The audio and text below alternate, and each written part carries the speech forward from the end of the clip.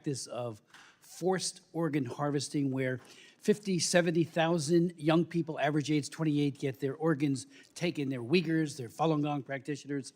It passed 406 to 1, second time it passed last year as well. I've had 4 hearings on it. Xi Jinping is committing atrocities like almost no one else in the world.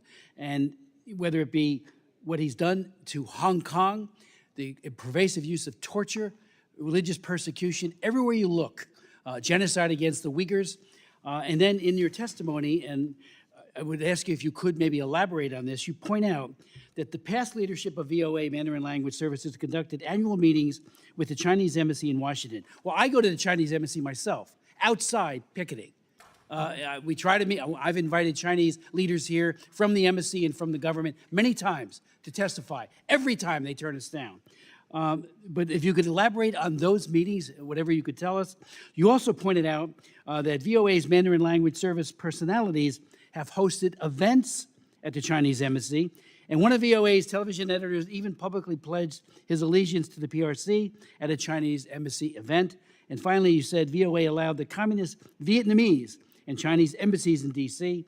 to pressure them into removing videos, cutting short live interviews, or changing story angles so that coverage was more supportive of the Chinese governments of Hanoi and Beijing. If you could elaborate on that, I'd deeply appreciate it. I'd be happy to, and I just actually read an article that was very interesting. It's called Chinese Influence at Voice of America. And I mentioned that there's a firewall, an editorial firewall, that members of the management at USAGM and Voice of America cannot tell the reporters what to report. They can't talk about what should be in the newscast. And so if a reporter decides to go rogue and do pro-CCP coverage, I can't do anything about it. That's not how a newsroom should be run. I've worked in newsrooms my whole life. There's always some editorial control that management has so that you're making sure that what goes out of the airway is accurate. And frankly, in an agency such as this, it should be telling America's story. That's our charter, telling America's story, being authoritative, not telling China's story. But I want to talk to you a little bit about what you just mentioned. If I may read this, because it was really shocking when I read this. And sorry, I got to put my reading glasses on for this one, guys. Starting in the first decade of the 2000s, the Chinese embassy in Washington, D.C., and the leadership of VOA's Mandarin service began an annual meeting to allow embassy officials to voice their opinions about VOA's content. So management at USAGM has no say in what content it goes on, but the folks over at the CCP and the Chinese embassy do have say about what goes on our air. CCP embassy officials have also reached out to VOA hosts to convince them to be more supportive of the regime. VOA personalities have hosted events at the embassy. VOA TV editor, one of them, publicly pledged his allegiance to China at a Chinese embassy event. This is absurd. This is insane, and the American taxpayers are footing the bill for this. You know, they also ran a 2-minute CCP propaganda. They produced it at VOA. And the management agreed that it was CCP propaganda. Frankly, 2 seconds of CCP propaganda is too much. The American people are footing the bill. And so things have to change there. We need to make sure that firewall is gone. We should be able to have control over what kind of content goes out. It should be in alignment with our foreign policy. And unfortunately, the only people that seem to have any influence are our adversaries on what is going out on VOA's airwaves.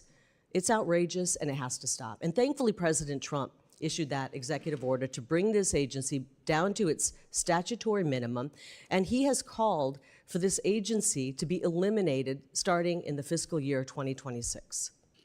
Well, thank you for your testimony. Thank you for highlighting that important complicity with the brutality of the Chinese Communist Party. You know, I'm barred from going to China. I used to lead human rights missions there frequently. The Global Times put me on their so-called hit list. And I can tell you, you know, I can't go to China, and yet we had people collaborating with their top leadership here in D.C. and elsewhere. And that is outrageous. We need to reform this, and I agree. You can judge a man by his enemies, and you've got good enemies. Boy, thank you very much. Yield back. Representative yields back. Representative Keating is now recognized. Thank you, Mr. Chairman. Thank you for being here. I think if we look at Exhibit A in terms of the value of global media, we look no further than Iran, Trump administration took great attention towards the bombing that occurred. But to really be successful, what's going to be necessary is not just strong diplomacy, but changing the views of the people that live there. And Secretary Rubio in his Senate confirmation stressed that there's probably no greater discrepancy between the actions of one government and their people than Iran. And even before this action, before the war, 6.6 million Iranians, 10% of the adult population, got their news from FARDA, Radio Free Network that's there. And it's produced in an agency that you sought to terminate the contracts of at a time when it's needed more than ever. Cutting transmission feeds from the Middle East Broadcasting Network. It's resulted in 90%, those actions of yours, 90% of the staff being cut. Some of the people on Radio Free Europe, Radio Liberty are furloughed. Programming's been reduced at a time when we need it the most. I'm concerned also, not just with the cuts, but I'm concerned for the journalists that report this news. They're in great jeopardy. A lot of attention in your opening remarks went to vetting and the extreme efforts that you're doing for vetting. I want to know what you're doing to protect those journalists. One just recently released the other day, after 4 years of detainment by the Russians, talked about the way he was tortured and physically abused and psychologically abused.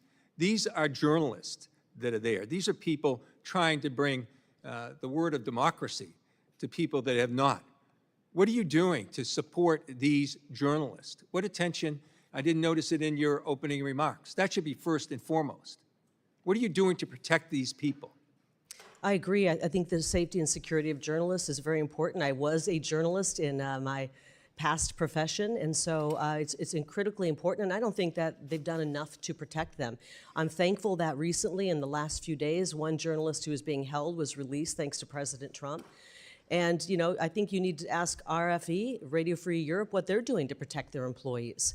I just got to the agency 3 months ago, and what the question is, I would like to know, why are we hiring, if I may, reclaiming my why time. are we I'm hiring reclaiming more my time. Americans? I'm reclaiming my time, Mr. Chairman. You know, it's sort of like blaming the group that's advocating for these people. What are they doing? I'll tell you what they're doing.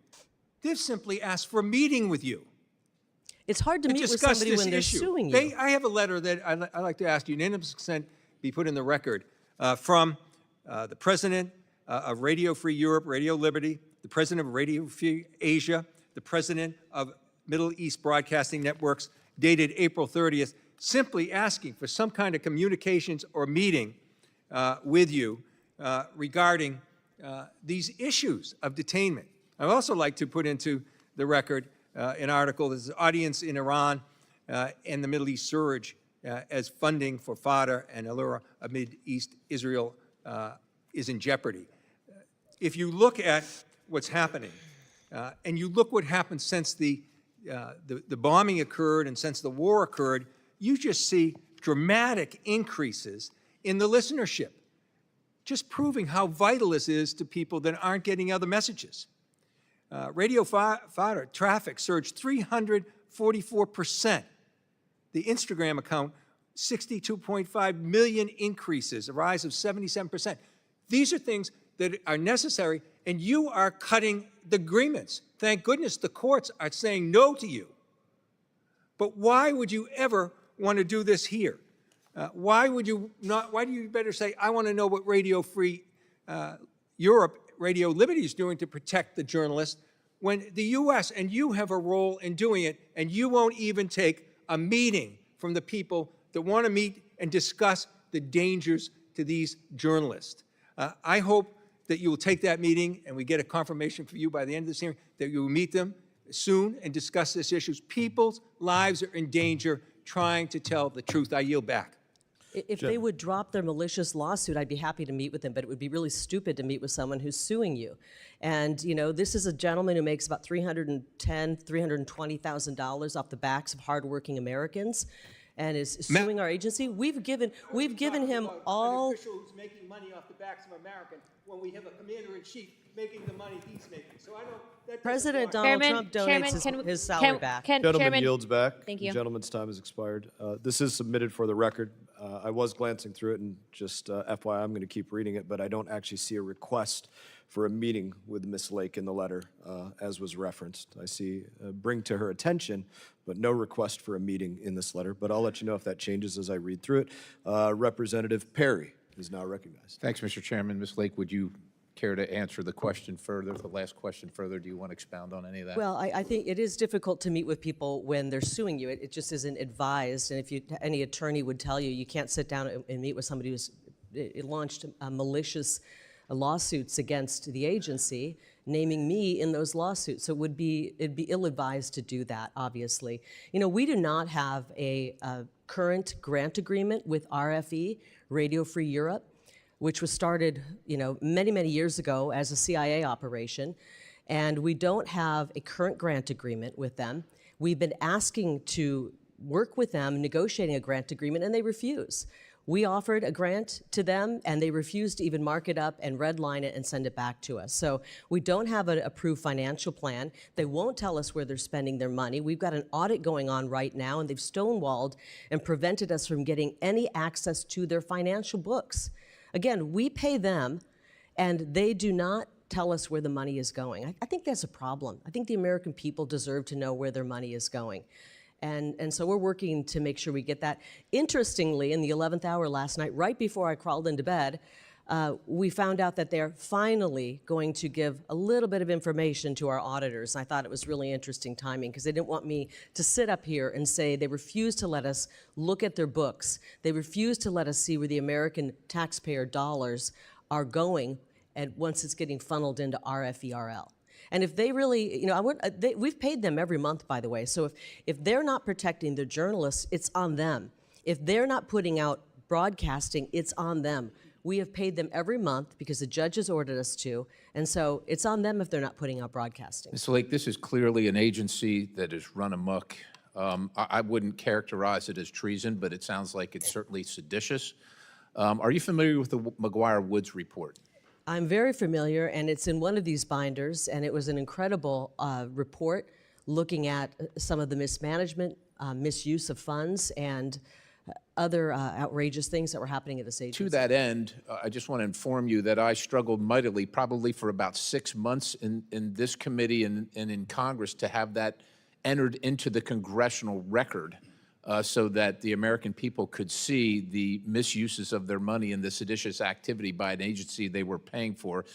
And I think as part of that, 40% of the workforce at that time was improperly vetted, and USAGM lost their ability to conduct security clearances, but continued to conduct them for 10 years after which they had lost their ability to conduct security clearances, and that the use of J-1 visas to hire foreign journalists and technical staff without systematic review resulted in propaganda that was favorable to adversaries and enemies as opposed to the United States of America with American tax dollars, paid for with American tax dollars. Now, somebody might say, well, that was a mistake, and yeah, that was a misstep, but it seems to me this was an orchestrated plan by someone at USAGM. And so my question begins with, have we determined from the McGuire-Woods report or any of your investigation at this point who, by name, authorized this activity over that long period of time,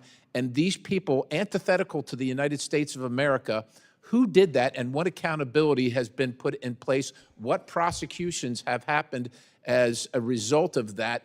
What accountability has taken place, if any? Sadly, there hasn't been any accountability. That McGuire-Woods report was done in the waning days of President Trump's first term. Michael Pack was the CEO, and he helped make that possible. He saw, the first day on the job, he got dropped on his desk this issue with 1,500 employees had not been properly screened. And he said, this is a real big problem. ODNI was saying, you got a serious problem over there. You guys are freelancing on your your security screenings, and you're allowing dangerous people into our country. And so they got busy investigating how this was happening. They put people on administrative leave, and before they could do anything and and fire people, people had left that were being investigated. When the Trump administration ended and Biden went into office and replaced the leadership at this agency, they rehired all of those people back. So let me, and and gave I them don't mean to settlements cut of you off, Ms. Lake, but I've $650,000. got a limited amount of time. Of course, this is completely outrageous, but why should anybody in this country, anybody in this committee, anybody in Congress believe that this agency, this operation should continue to exist and won't return to its former operations and activities beyond the Trump administration and beyond your tenure? Why should anyone believe that? They shouldn't believe it, and I think this is why President Trump wants to eliminate the agency. The agency itself is not needed. It's proven that it does not know how to manage and does not know how to be respectful of this country and the American taxpayers' dollars. And so I think President Trump is absolutely right in eliminating this agency. We can roll in things that are valuable, that are worthwhile, bring it under the Department of State, where it once was, by the way. Voice of America, back when it was effective, back when many of you talk about the glory days of Voice of America, it was under the Department of State, where there were guardrails on what the story of America was being told. It wasn't anti-American, it was in line with our foreign policy, and I think that's where it probably should end up. Thank you, Mr. Chairman. I yield. Gentleman yields, and your time expired. Chair now recognizes Representative Barra. Thank you, Mr. Chairman. I'd like to enter into the record a letter dated yesterday from the president of the News Guild, just asking this committee to take a look and make sure the funds that are supposed to be restored actually get restored to the grantees. Thank you. You know, here's what bothers me about this. Reforms are fine and so forth, but you know, I agree with my good friend from Texas, the Chairman Emeritus, Mr. McCall, about the importance of having tools like the Open Technology Fund that can translate, use the internet, use Instagram, et cetera, to get out there and get our message to places like China, et cetera. I agree with Chairman Smith. I mean, we've got to speak to the Chinese people about what's happening to the Uyghur population. We've got to have those tools. So eliminating those tools wholesale make us weaker as a country. That is a problem. And in fact, our Secretary of State penned an op-ed in the Wall Street Journal back in 2018 talking about how important what Radio Free Asia does is in exposing China's campaign against its Muslim minorities, the Uyghurs. Mr. Chairman, I'd like to enter that op-ed into the record, if I might. So here's the challenge. The ranking member raised, I think, what is a very important issue. You know, we can debate, you know, whether this, say, an independent agency come back into the State Department or not, but the wholesale way of dismantling this agency, I think the chairman asked a legitimate question. What was the strategy? What was there a methodical approach to looking at the agency? What was effective? What was not effective? What should we be doing? What should we not be doing? Ms. Lake, can you provide kind of that methodical approach in terms of how the administration, how you looked at, you know, what essentially is a dismantling of this agency? Yeah, we actually got to work after the 14th of March, and we put people on administrative leave and assessed what the statutory minimum was. Can you provide us documentation of that so we can do our job as oversight? I mean, in meetings and in discussions, we talked about the what minutes is of those meetings and, you know, the documentation of that. It would be emails and things of the such. That's all stuff that we can take a look at as a committee as we do oversight. Again, I'm not against modernizing the agency. I'm not against looking at things. The challenge Mr. Keating touched on, you know, we're in the middle of what is a war in the Middle East. Hopefully this ceasefire holds. Hopefully the Iranian people rise up and demand a better future. You know, I've reserved judgment on the president's actions. I do want the administration to come brief us on what they're thinking, how this is unfolding. But absolutely, right now, we need all of our tools to communicate to the Iranian people. We need to do that through the radio, through the internet, through Instagram. I'm not a big TikTok fan. Yeah, I supported the TikTok ban. But if folks are getting information on TikTok, we've got to be using that as well. I am very concerned that the personnel have been laid off, that we're working with a shoestring staff that is making us weaker and less effective at a moment of vulnerability for the Iranian regime, where this could be a time where the Iranian people choose to take a different path forward. What I would like to do, and what I'd like a commitment to do, and I'd ask the chairman for this, is there was a time on this committee where we actually did do reforms. When I was a freshman member of Congress under Chairman Ed Royce, at that time ranking member Elliot Engel, we actually did do a bipartisan reform bill that I believe passed this committee unanimously and moved forward. That's our job. Ms. Lake, you should be working with us. We should not be dismantling an agency that we've seen over history has been super effective, whether it was in World War II, combating the Nazis in the Cold War, going against the repressive Russian or Soviet Union and the Communist Party. What I think the administration's doing and how they've approached this is making us weaker. And it is not a systematic way of thinking about how you reform and modernize things. I'd love to see the records, the minutes, the emails, so we can actually do our job in oversight. And I'd love for you to work, and Mr. Chairman, for us to work together in a bipartisan way to say, okay, in the 21st century, we do need tools to combat the propaganda that our enemies are putting out there. We do need to hire the best folks. We do need to have all of that. Again, Ms. Lake, I'd love your commitment to work with this committee, work with Congress to enact those reforms and share the information and what you're thinking. Absolutely. It would be wonderful to work with you and to effectuate the president's executive order to reduce this agency down in size so that it's lean, mean, and effective. And I think it is effective. We were able to get information out into and translated into Farsi as to what was happening. We were able to get President Trump's address translated live as it was happening. You don't need a massive staff. This is the only newsroom in the world that hasn't seen cutbacks because we don't need to have massive newsrooms. Again, 15,000 right people. now, what I worry about, though, is we've let go of all this staff, and it isn't happening, and it's only happening. We haven't in let go bits of and all the pieces. staff, actually. Gentleman's time has expired. By the way, can I just mention something? I want to show you the newsroom, one of the newsrooms over at VOA. I don't know if you can see this. Empty. It's kind of a Where's Waldo. Can you spot the one person in there? Not from here. One person in the newsroom. And I know you're probably saying, yeah, thanks a lot, Kari. No, this was actually back during the Biden administration. I didn't hear any complaints coming from anybody when nobody was showing up for work at VOA. When one person was showing up in the middle of the week, one person showed up. And nobody on this committee, no Democrat said, why is there only one person in that newsroom? We need to get more people in the newsroom to get the story out. Nobody was showing up for work. And now that we are actually right-sizing an agency that has been bloated out of control and has never been right-sized, even though newsrooms all across this country. Mr. Chairman? Now I'm going to recognize myself for 5 minutes of questioning. Oh, Mr. Chairman, unanimous consent, just for clarification. Was that in the middle of COVID, by the way? This was last November. So I think COVID was over. Good question. But the elections were, maybe it had something to do with the elections. Well, I think you'd want to be in there if there was an election. This is the middle of the week in November. I've been in newsrooms, they're actually really full during an election. But I know this newsroom was ready to attack President Trump. They were doing ads for Joe Biden.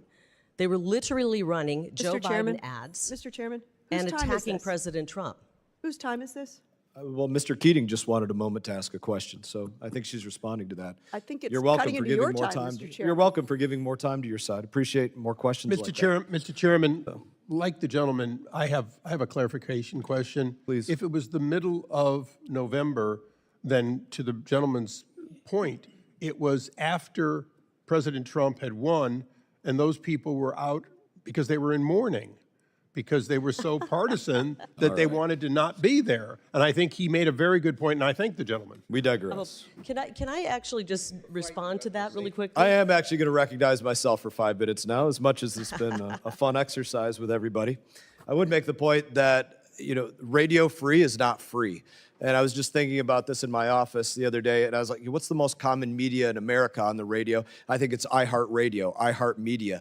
The entire budget for iHeartMedia across the breadth of the United States of America and the globe is $90 million. That's the entire breadth. For Radio Free Europe, $150 million, significantly more than all of iHeartMedia. For Radio Free Asia, $70 million. For Middle East Broadcasting, $103 million. You think of all of those individually, and you compare that to iHeartMedia across America, and you look at the reach of that. I just think it's an interesting note as we point out the need to downsize the size and scope of what's going on in USAGM. I did want to do my questions right now because I wanted to touch a little bit on what Representative Perry had spoken about with that IG report, but I am very surprised that nobody touched off on this on either side of the aisle.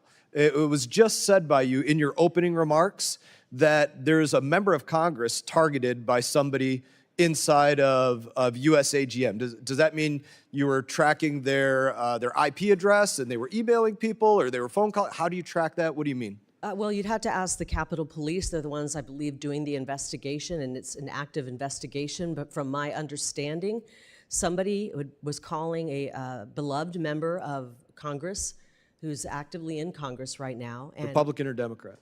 I'm going to let you guess. With the bias you've seen at this agency, just take a wild guess. Can you say the name of the Republican. individual that conducted this? I think I would prefer to withhold that, and maybe we can talk away from this because I don't want to sabotage the investigation. Will you keep us updated on it as the investigation I will goes as on? I learn more. From what I've learned is that over the course of 2 years, I believe starting in roughly October of 2023, right up until January of 25, threatening phone calls were being made to a sitting member of Congress. And through the course of their investigation, they figured out where those calls were. I don't know how our investigators figured that out, but they have ways, and they found out that the phone calls to the sitting member of Congress, threatening calls, were coming from inside of VOA. Thank you for sharing. We look forward, I'm sure all of us on both sides, to hearing more information about this. I want to get to the questions about the IG reports, and it's something that I spoke about in my opening statements. Individuals hired on, improperly vetted, some of these agencies asking for their own SCIFs, their own secure places to view classified information, and not literally always being given security clearances, but given access to secret and top secret information. It's amazing to me to think that journalists were given what we might not give allied militaries. That to me is a very interesting thing to think about. But when you say we couldn't find 500 of these individuals, you mean somewhere in the government you went to go look for who are these people that you consider suspect, and now they pulled a Kaiser Sose and we can't see them anywhere? What's going on? Sadly, yes. About 1,500 people went through this shoddy vetting, which I think could have been intentionally shoddy, and because they knew there were problems. This is no fingerprints, aliases in many FBI cases. fingerprints or something like that. Some of the times the FBI fingerprints were taken and not submitted. Sometimes they were not taken at all. And then they were given PIV cards, which is the access card you need to get into federal buildings and offices. It's actually a very secure way of keeping our offices and our departments and Somebody's hired agencies by safe. America, they have a direct deposit. They have, like you said, an ID card to get into a building. If they're global media, they might have a passport to travel on behalf of the United States of America. The fact that you're saying these individuals cannot be found is a staggering statement. Not only can they not be found, and we've asked for help with other agencies to try to track them down. We even asked the Doge guys. You know, these are young guys who have a way of kind of looking into things, and they said, "I think we can find them."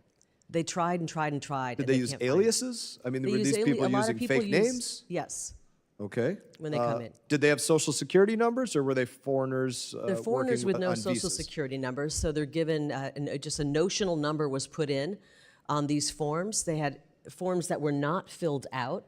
I mean, this is a massive security failure in a level that should keep you up at night. I want to ask you one more question. And they could be working, by the way, at I other want to get agencies. to one more question before my time expired. Like you said, you were a big part of media in your prior roles. Did you ever have a TS or SCI clearance, or did you ever get to go into a SCIF as a member of the media? No. Thank you. I now recognize Representative Scherflis McCormick. Thank you so much, Mr. Chairman, and thank you, Ms. Lake, for being here. I do have major concerns about the role that VOA plays, especially since as recently as a few months ago, there were over 427 million people who are actually being exposed to VOA. And VOA is usually one of the best places that we can provide fact-based and objective information to audiences, especially in China and Iran. Especially with the escalation that we're seeing in Iran and with lack of any kind of intelligence briefing, we want to get more information as far as what's actually going on in Iran and in the information we're providing them. But what I wanted to bring to your attention is a letter that we have here that I wanted to admit into for the record. And it is from Radio Free Asia, Radio Free Europe, Radio Liberty, Middle East Broadcasting Network. And what they're pretty much saying is that they tried several times to reach you. Pass it on back. Thank you. I I'm gonna think read I've it. already The last expressed one why I didn't have haven't a met with him, request. because we're in I active just want to read it to litigation. you first, 'cause I want to give you the opportunity. Okay. I do believe that foreign affairs, especially when it comes to national security, shouldn't be a bipartisan, shouldn't be a partisan issue. I do believe that. And I want to give you the opportunity to just explain, because as one of my colleagues mentioned, there was a letter in April where they said they haven't met with you. And in this letter, they're saying that they've tried to meet with you and that Ms. Lake has not spent a single minute with us or our senior team. She has not visited our office or inspected our operations. And so with this letter that we have here that clearly says it, I also want to bring to your attention where it says also that they're still open to meeting with you. And I know now you're saying you can't meet with them, but I want to get more clarification. Within the 2 weeks that you were in your position, that you declared that it was you said specifically that's largely incompetent, corrupt, biased, and a threat to America's national security. What were the procedures in place for you to make that determination? Specifically, how much staff was actually allocated to do that investigation to help you come to that conclusion? Well, we've got reports. We've got years of biased reporting. We have misused funds. So could you tell me about the step or the mechanisms that you used? How much staff was provided to look into it in those 2 weeks to get to that? How much staff is what? How much staff? Like, what was your mechanisms in actually going through to coming to this conclusion within 2 weeks?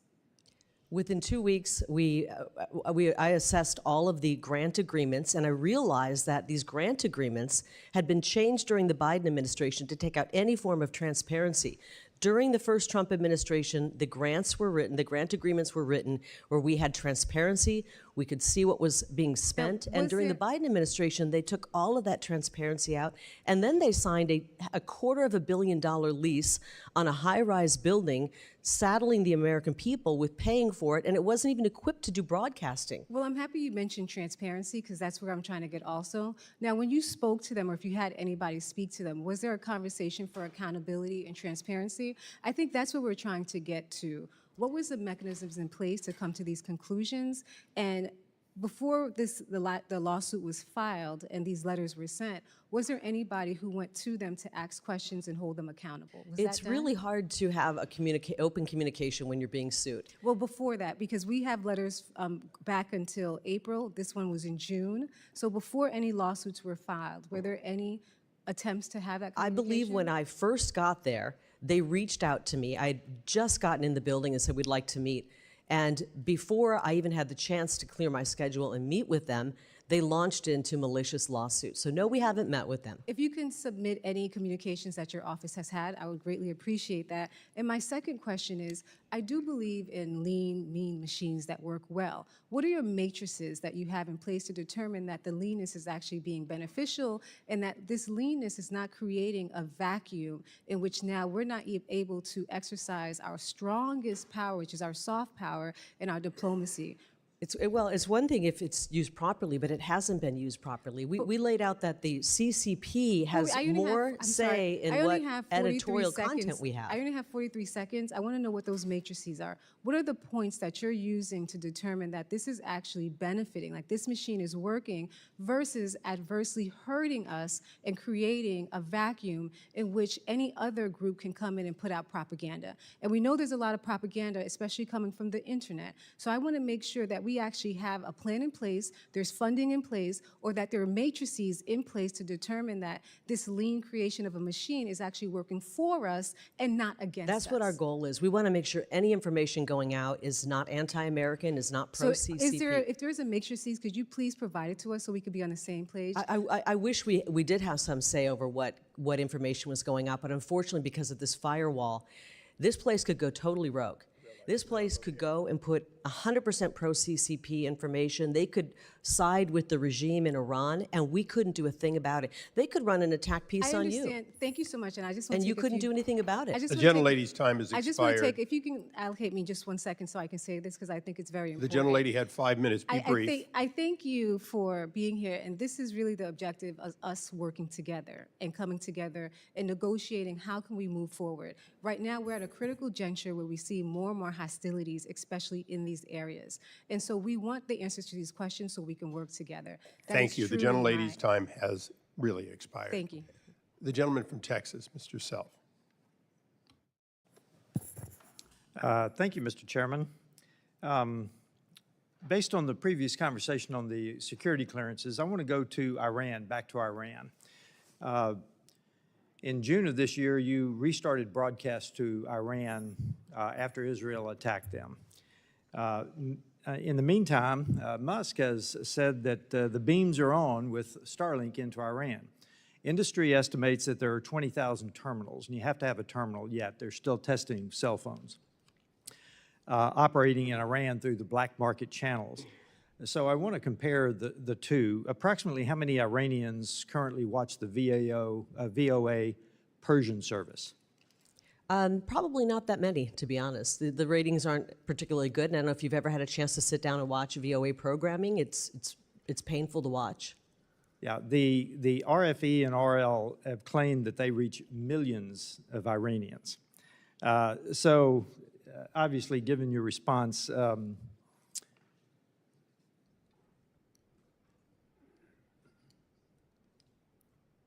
how are we going to support broadcast into Iran then, is the bottom line. I'll jump over some of this because I think it's not going to be answerable.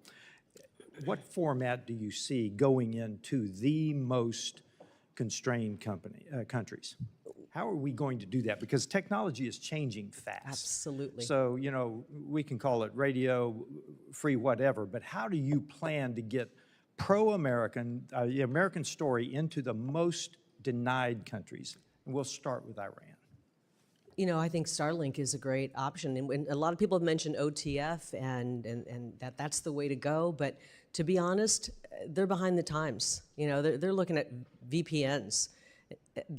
And when a dictator turns off the internet, good luck. I mean, you've got to have a way to get information in. I think that Starlink is a great option. I would like to see Starlink moving a little bit faster into Iran so we can get the word out. We have an opportunity right now to let the people of Iran know that we don't have a problem with the people of Iran. They're incredible people. They have been mistreated for many decades.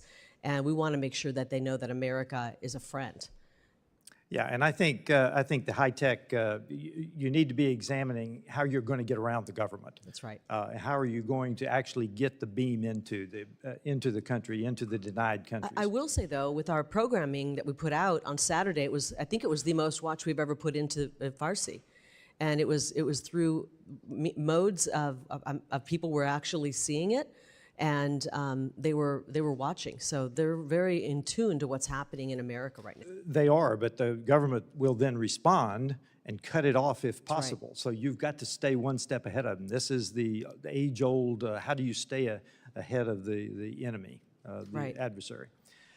So what obstacles do you see in today's climate in getting into the big four, Russia, China, North Korea, and Iran?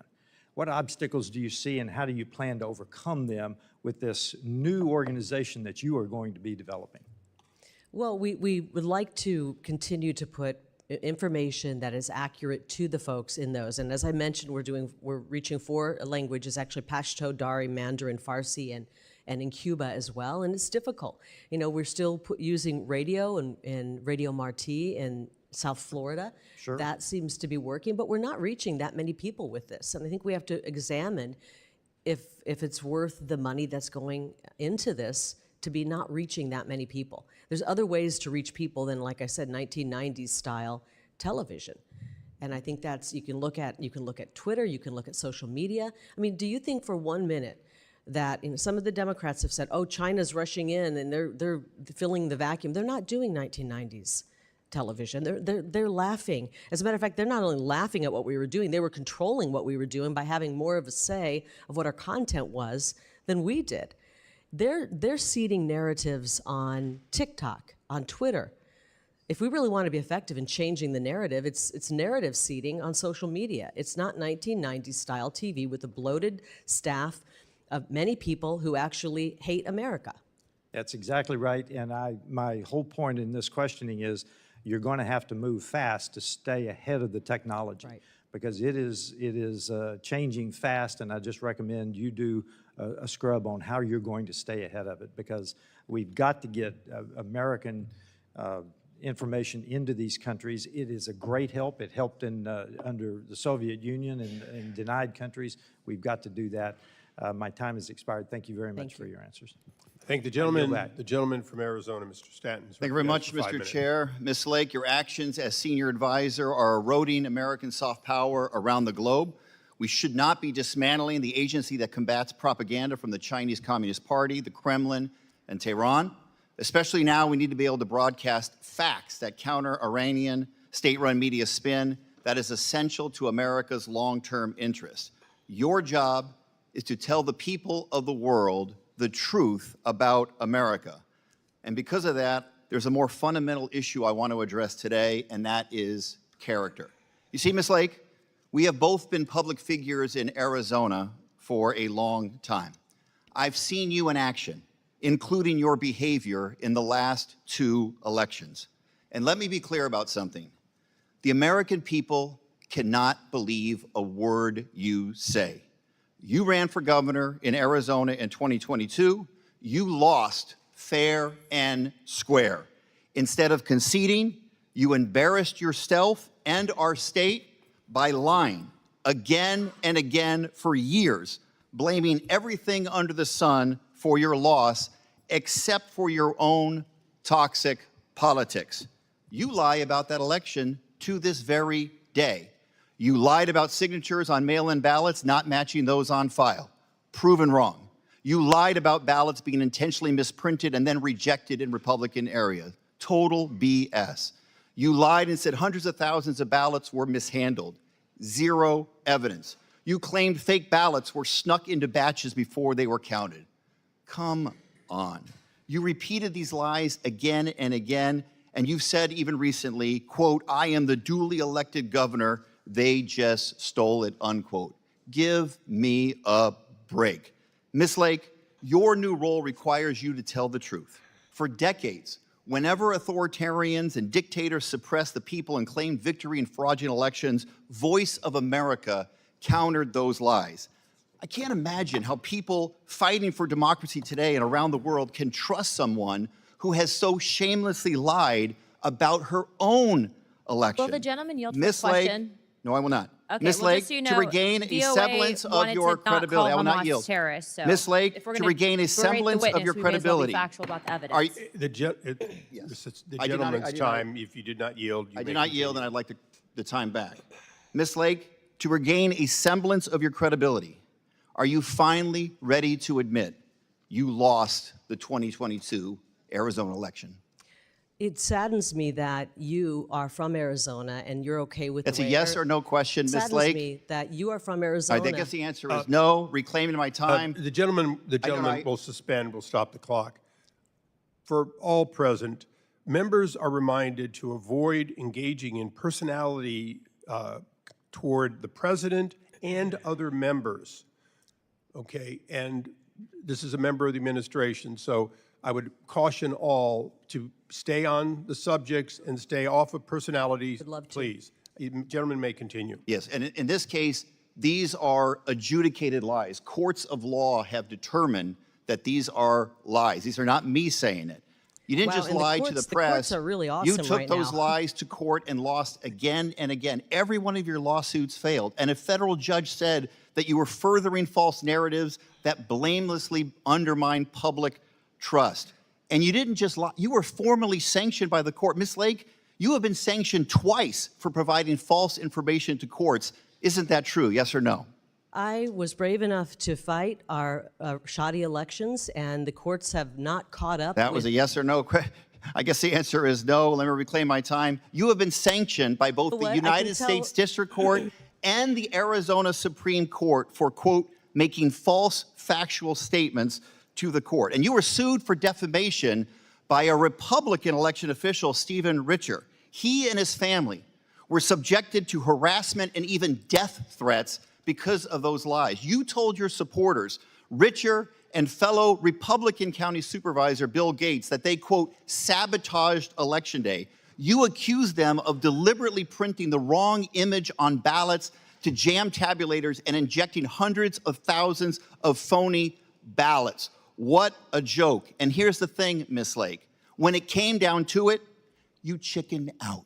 You refused to defend those lies in court. You decided to take a default judgment. You are an adjudicated liar and a two-time political Chairman, I move to loser take down in those Arizona. those I have words, one please. final question. Chairman, Reclaiming my time. I'd like I have to one take final down question. those I'm gonna words. yield. It's the, He's it's gotta the get his gentleman's I do not 3 yield. seconds. I have one final question Get your for fundraising you, Call Ms. someone a Lake. You have liar. a chance That's to not answer. how Let me you one treat final other question. people that The are being gentlelady questioned. will suspend, please. Go ahead, you may You continue. lost for governor in 2022 to Katie Hobbs. You lost even worse to Ruben Gallego for Senate in 2024. Well, Arizona has another election for governor next year. Will you do us all a favor and run it back and run for governor again? I yield. The gentlelady No more questions. Can I respond. You respond may to some of respond. that? Because that was complete insanity. I wish I could yield back the last 5 minutes of my life, actually. And I want to apologize to the people of Arizona that we have somebody who's representing the folks in one of our great parts of the valley that doesn't care about the integrity of our election. So but you weren't here, you came in late, and we're talking about USAGM today, the Agency for Global Media, and how they can put out absolute abject lies, and we can't control any, we have no say over what the editorial content is, and I would hope that you would not be okay with that. They could literally put out a lie about anybody here, and I know you've been the victim of that. I know you've been the victim. I remember the stories about you where they said you had a gay lover, and those were going out all Mr. over. Chairman, Can I I finish hope the you story? honor what you just gave as a caution to everyone, and I moved those words be To tell you that those kind of lies, and you said I'll those rule if were you want. lies, those kind of lies could be broadcast today on VOA, and you couldn't pick up the phone, Representative Stanton, and call them and say, hey, you're putting out lies about me. You would not be able to do that because they would sue you for breaking the firewall. So lies are being told on Voice of America. It's inappropriate. You've been subjected to lies that you said were lies about you in the media before. And how would you like it if those lies were put on Voice of America right now? Because they could do it, and you couldn't do a thing about it. You couldn't stop it. You couldn't stop all those lies that you said were said about you if they went on Voice of America today. You'd have to sit and take it. Okay, I thank the gentlelady, and I appreciate the dialogue. Ruling on the chair, on the member, she was responding, and I thought rather complimentary that in fact those were untrue, and she was defending that. So That's what he says. I'll leave it as that. I think Mr. Stanton would agree that those were untrue statements, and she said so. I will now recognize myself for 5 minutes. Mr. Yeah, Chairman. I apologize. I wasn't concerned at all what she was saying. My concern is that the leader of this agency, which is supposed to disseminate truth about the United States, is an adjudicated liar. That's not an exaggeration. That's not. Okay, the it gentleman- is the a- gentleman made the that court point of quite law has clearly. said that, and Mr. that's why I brought it up. Chairman. Recognizing myself for Mr. 5 Chairman, minutes. the unanimous gentleman- consent. Twice so far, the chair, prior to you, had said there was no documentation for requests of Does the meetings. So gentleman I'd like want to submit unanimous something? consent that these be placed in the record. These are requests for meetings that have not been answered. Thank you, Mr. Could I Chairman. see the date on those? I mean, were the, Okay, we'll be able to make Okay. the record complete, and you'll be allowed to give the other half of these emails. For the record, we agree, for unanimous consent, that these emails be entered and considered factual with the recognition that they be verified by the agency. I'll now recognize myself, and I'll be brief in saying, if everyone on the dais had the accusations of their opponents, or even, quite frankly, sometimes the legal battles, all of us would have a bad day here. That is part of politics. But we're not here to discuss politics today. We're here to discuss the spending of hundreds of millions of dollars and a question of whether or not it was best spent on behalf of the American people. You said earlier that, that in fact, there were 500 people unaccounted for who received payment in money at the taxpayer's expense. Is that correct? They did while they were employed, and then they left the agency, and we can't track them down. Okay, and without speculating per se, but just factually, can you verify that those people, since there's no fingerprints, no pictures, can you verify that these people existed and those were true identities? True identities, I don't know. We can't. Can you verify But that they they did came exist, to they work were- every day and performed duties? I don't have that information. So it is certainly possible that this independent third-party agency that you gave money, that previously were giving money to, in fact, had ghost employees or employees that the money ended up being conduited to other people. Is that possible? It's possible. And so on behalf of this committee and the American people, an audit is appropriate, isn't it? I definitely believe it is, and we're in the process of doing an audit right now. Okay, and if you fail to get the cooperation in the audit, please come back to the committee, because We- I think you'll see that we're willing to take further steps to support that need for an audit. We have been stonewalled in the audit. The grantees, Radio Free Europe, Radio Free Asia, Middle East Broadcasting, and I mentioned OTF, have not wanted to give us any information, stonewalled, prevented it. We started this weeks ago, and as I said, just finally, last night, on the eve of this hearing, they finally said, okay, you can come in and start looking at our books. We get similar promises on our subpoenas in some of the committees here. Let me ask a differing question. This money to a third-party agency over which you have arguably little control based on the history, do you give money to Al Jazeera? No, Do you give money to Pravda, which is Russian for the word truth? no. Okay, why don't you? Obviously, because those are propaganda machines of, in many cases, our enemy. Because they're adverse to the interest of the United States of America.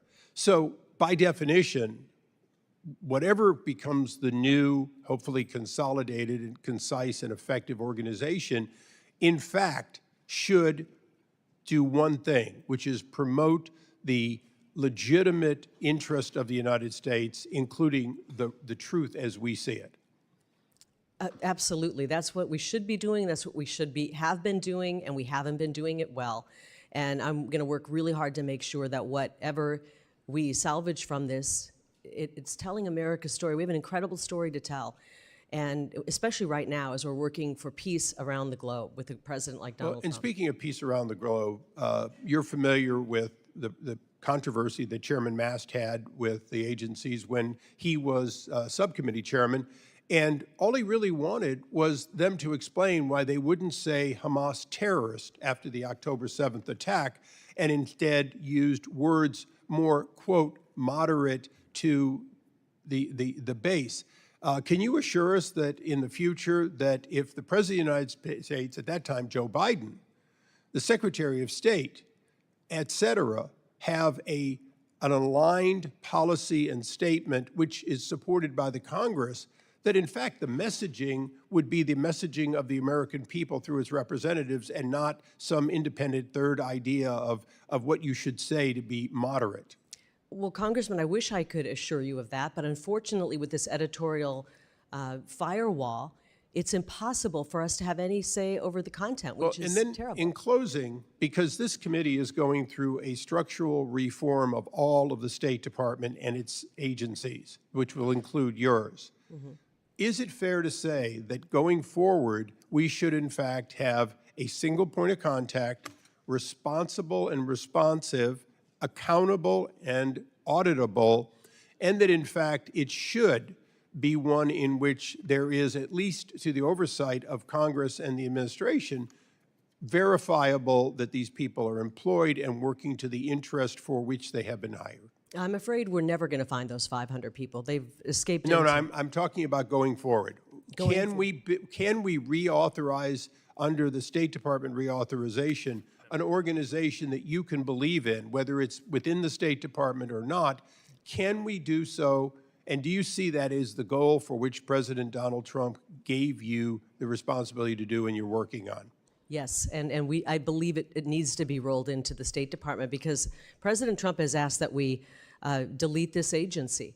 And so whatever we can salvage that's worthwhile should be brought under the Department of State, under the public diplomacy arm of the Department of State. I look forward to, and this committee looks forward to working with you through the reauthorization process to find a win-win that some of the members on both sides have talked be about great. today. With that, it's my pleasure to recognize my colleague, the gentleman from California, Mr. Costa. Thank you very much, Mr. Chairman. Obviously, we're in a discussion here where there's a lot of agreement to disagree. And I happen to think that the efforts that Voice of America and its international broadcasting and its expansion post-World War II, along with the efforts to deal with Cuba broadcasting radio and TV, there's a whole list of, I think, successes over the post-World War efforts that we've been engaged in with the communist countries in which we have been able to tell the real story about America. Now, if you want to make modifications, reforms, I think this committee is an appropriate place to do that oversight. Having said that, I'd like to specify a particular area that deals with Armenia and the Voice of Armenia. Do you happen to know, Ms. Lake, I come from the land of William Saroyan, and I assume you know what language the Armenian people of Armenia speak? I've actually heard it. It's a beautiful language. I can't name it. Can you please tell me? Yeah, it's Armenia. Trick question. The story of Armenian language is, and the voice of Armenia was so that the people of Armenia would understand, who were under the oppression of the Soviet Union, what America stood for and what our values stood for. How many people work at the Voice of America on their Armenian services? Do you know? Right now, it's not a statutorily required language, so we do not have, we will not be having Let me employees tell you, in that. because you had all these cuts that I don't think are surgical. They've been done with a, I think, some sort of disregard for, you have 5 people, you had 5 people, 1 full-time staffer and 4 contractors. They've all been placed on leave since March of this year. Did you or former fellow, Elon Musk, talk to anyone about the Voice of America's Armenian service before these cuts were made? We are bringing the agency to statutory minimum, and Armenian language is not in the statutory minimum. If you'd like it to be, then I suggest you write legislation and put it in legislation. What analysis was done to assess the performance of the services before the cuts were made? We decided to listen to the person who's in charge of the executive branch of the government, and that person's name is President Donald J. Trump. I suspect that maybe the president's not sure about the language that the Armenian people speak, but that be as it may, the Voice of America's own data showed that the Armenian language reached well over 1/3 of Armenia's adult population and ranked second in network-wide market penetration. The Voice of America brief notes said that the service unique role in countering the Russian disinformation and explaining U.S. policy to Armenians at the moment when Yerevan is trying to move out of Moscow's orbit. There are a lot of reasons why I think this is important because of the Russian disinformation. Do you believe that Russia's been engaged in disinformation with Armenia or other countries on Eastern Europe? Obviously, you have a soft spot in your heart for Armenia. I think the people of Armenia are incredible. But we're working to right-size this agency, and the Armenian language is not one of the statutory Well, I know, but there's got to be a languages. cause and a reason for you're trying to find out what they are. How many people do you think we should hire in the Armenian language service? Well, what I think we should do is recognize the fact that Russia is attempting through misinformation to keep Armenia in their orbit. Do you believe that Russia is the aggressor in the war in Ukraine? You know what? It's interesting that you really are concerned about Russia because VOA hired Russian spies. And I think that I didn't hear any complaints coming from you that I recall. I asked you a question. Do you believe Russia is an adversary of the United States? I think they are one of our adversaries, yes. Okay, and What I why love would we about want to this cut our president is he's strategy trying to bring and the world interest by together. dismissing staff who are countering Russian propaganda to potential partners of the United States?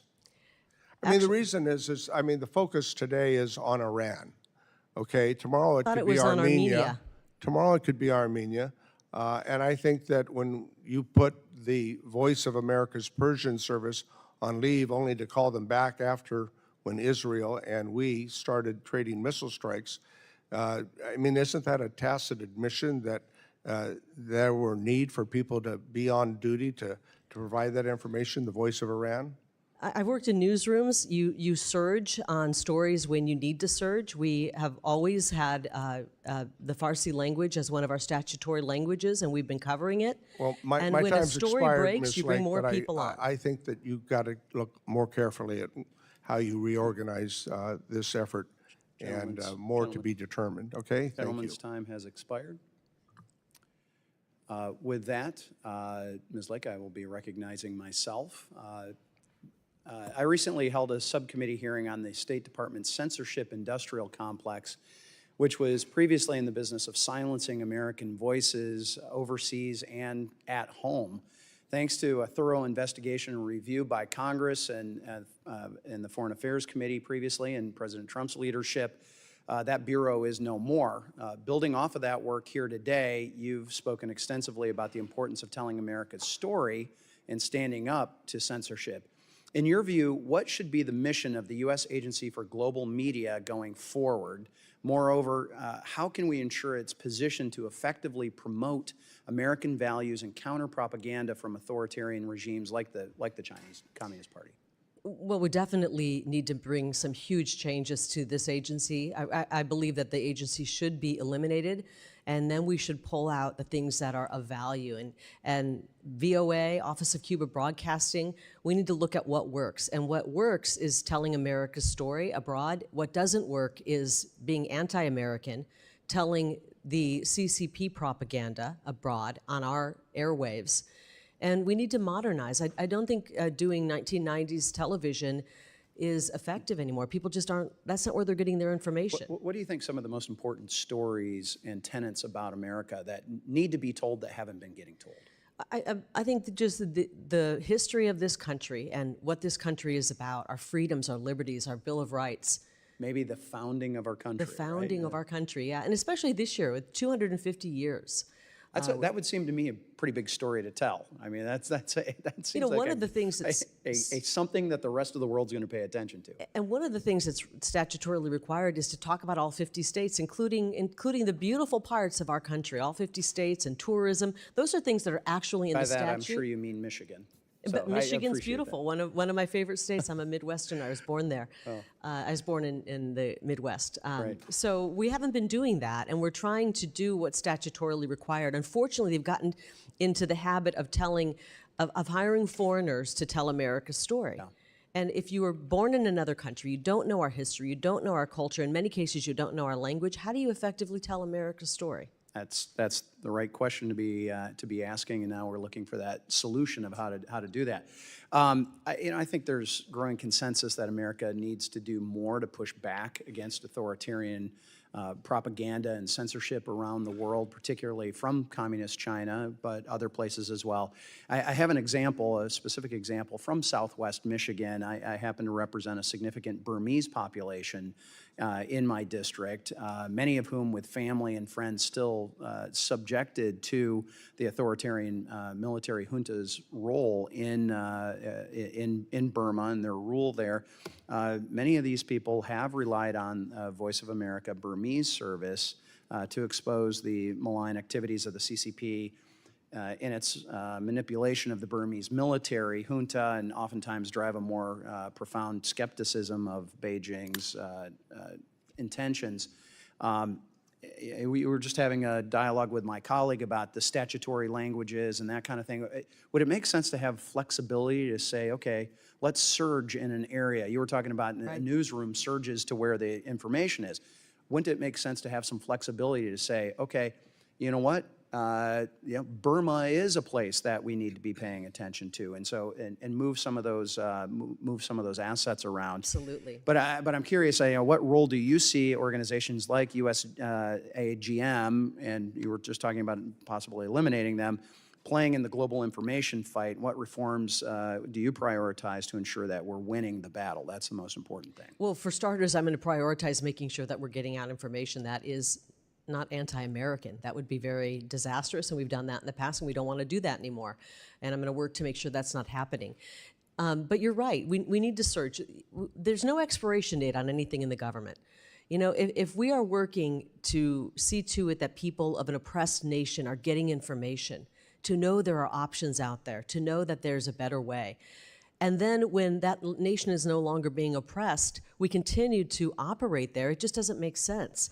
But what they've done over the years, 84 years, is expand, expand, expand, collecting more languages, covering more languages that we don't necessarily have to be covering. You know, one of our success stories is Office of Cuba Broadcasting, broadcasting directly into Cuba and getting into the ears and the hearts of the people of Cuba. But there will come a day where I believe there will be freedom for the people of Cuba. And then do we need to still continue to broadcast in? That's a question that needs to be asked. So we should have expiration dates when it's mission accomplished. It doesn't mean we continue to pour tens of millions of dollars more into it. I appreciate that. My time has expired. With that, the chair recognizes Ms. Jayapal from Washington for 5 minutes. Thank you so much, Mr. Chairman. Thank you for being here, Ms. Lake. The U.S. Agency for Global Media is tasked with providing unbiased news worldwide to over 427 million listeners, many of whom live in countries without freedom of press or freedom of the speech. And it is your job to promote the American ideals of freedom and democracy. So I wanted to start just by confirming, do you support democracy or authoritarianism? I think that's pretty obvious. I support freedom and democracy. Democracy. Great.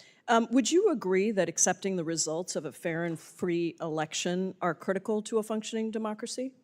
Would you agree that standing up and my cheering question for a cancer survivor would have been the nice thing to do? Ms. Lake, this is my time. Okay. Would you accept that accepting the results of a free and fair election are critical to a functioning democracy? It's a yes or no question. Do you think it's essential I for think democracy to have a free and fair election? We need free and fair elections. Free and fair sadly, elections, we don't great, have thank them. you so much. And yet, you have, to this day, refused to acknowledge that President Trump lost the 2020 election, something that even members of President Trump's own Justice Department have admitted and multiple lawsuits have shown. And we heard my colleague from Arizona talk about what happened in Arizona. So it concerns me that you are now tasked with this responsibility of ensuring democracy around the world when you won't even accept a free and fair election. I'm also concerned by your ability to promote the American ideals of freedom and democracy, given your record defending and praising dictators. Let's look at Hungary. You previously stated that Hungary is, quote, doing it right, and that Hungarian Prime Minister Viktor Orban was, quote, the greatest in America, greatest in caps, and, quote, and equal to President Trump. Do you stand by those statements? I think that Viktor Orban has done a very good job at protecting his people and protecting the Hungarian culture. And so, I think Ms. Lake, if you asked people in Europe, other parts of Europe, the question here is very simple. They would be wishing that their leaders stood up for their people. Is Viktor Orban the greatest in Europe? Yes or no? I think he's done the best job in Europe, yes. Okay, and so even Secretary Rubio acknowledged in a 2019 letter that under Orban, Hungary took a downward democratic trajectory, and yet you insist that Hungary is doing it right. I want to cover some of the policies that Mr. Orban is responsible for. Would you consider banning LGBTQ pride parades like Viktor Orban has done in Hungary as doing it right, recognizing that pride parades are protected under the First Amendment? What does this have to do with the U.S. Agency for I'm Global asking you Media? whether you support the policies of dictators and authoritarians or whether you support democracy. You have said that Viktor Orban is the greatest in Europe. So do you think that Viktor Orban is doing it right when he bans pride parades? I think Viktor Orban has put the people of his country first. So the answer is yes, you think it's discuss appropriate Viktor that he's Orban. banning pride parades and using facial recognition technology to actually profile people that go to those parades. How about the fact that Orban and his party control 80% of Hungary's media market. Are we here Is talking that about level, Hungary? Yes, we are, because guess what? Your agency actually is responsible for other countries Hungary and is an unbiased ally. Can I news. remind you that Hungary is an ally of America? Oh, and so you think that it's okay that Viktor Orban, the greatest in Europe, according to you, controls 80% of Hungary's media market? Is that level, free, and fair reporting? I don't. You obviously don't like our ally Hungary. I think that I'm the asking people have you voted if for him, you and the think people of that it's Hungary will decide. appropriate. Ms. Lake, it is my time. I'm asking you if it is appropriate that a country, Viktor Orban's government, controls 80% of Hungary's media market. It's just a yes or a no. Do you think that's okay? Think he's the greatest of all I don't have time? an opinion on what Viktor Orban is doing in Hungary. It's not up okay? for Other debate. than I It's know a he puts his fact people that has been first. documented by numerous organizations. who? Now, Can you not tell me only where that have you fact come from? supported, not only Where have did you that supported. fact come Excuse from, me, Ms. Lake. Representative? I'm sorry to remind you, you are not a governor. You're not even a candidate for governor. You're here, and this is my time. Not only have you supported dictators that have supported policies that erode democracy, you also spread claims promoted by Russian state media that the Pentagon was funding bioweapon labs in Ukraine. These claims have been proven resoundingly false, even by Secretary of State Marco Rubio. Do you still stand by that prior Look, statement, Ms. Lake? I know that many members of Congress care more about Do funding you Ukraine stand than by that statement, order. which is clearly a lie? I know that you You are voted. responsible for an agency that is supposed to promote truth, and yet, over and over again, you are promoting dictators and authoritarians and lies. So I am asking you if you stand by the statement that you made that was promoted by Russian state media that the Pentagon was funding bioweapon labs in Ukraine. Proven false by Marco Rubio. Do you stand by that I statement? understand you're trying to get a fundraising video here. Okay, So well, let me you help clearly make- don't let me understand that reminding you the are people- actually Time here has before expired. before Your time Congress. expired, Mr. Chairman, Ms. I Jayapal. just want to say You had that more than enough time. I gave you a few extra I seconds, and your understand, time and has expired. unfortunately, And I now recognize Representative Ms. Lake Davidson. is not responding Can to I the have questions. just 1 second to respond? Because who is going to be speaking next? Representative Davidson is next. Oh, may I have just 1 second to respond to that? Obviously, from some of the questions we're hearing from the Democrats, they care more about a lot of other countries than America. And we've seen that in their votes, with the money they voted just to spend in Ukraine killing people. Thankfully, we have a president in Donald J. Trump who's going to help bring peace. Maybe we could have regular order, Mr. Chairman? Seems pretty regular to me. Representative Davidson is recognized. Thank you, Chairman. Thanks for having this hearing. Ms. Lake, I want to let you know that Voice of America is just such an important part of Ohio's history. In Westchester, Ohio, we have Voice of America Park, and it recognizes the Voice of America Bethany Relay Station, which served as a key anchor to get the message that Voice of America was broadcasting, whether to Europe or South America, and Crosley Broadcasting's there. So I'd invite you and your team to come to Westchester, Ohio at some point and tour the museum, highlight the history of the Voice of America. Of and, Ohio. I think the values that Voice of America, put into action, really, and made known, America's values, are part of the story of victory in the Cold War. And in Munich earlier this year, Vice President Vance gave a speech expressing his fear that in Europe, these freedoms are under attack. The things that we fought to protect Europe from, we now see, speaking of sanctuary, we have people claiming asylum from the UK, from Germany, and from Poland in Hungary today. So they are protecting civil liberties for people that are being put in jail for memes in places like Germany and England. So, looking at widespread censorship online, you look at the values that seem under attack by the digital regulation in the European Union, Voice of America can still play an important role in the world. So unfortunately, we've seen our institutions that help defend democracy being wielded in some ways to undermine it, even within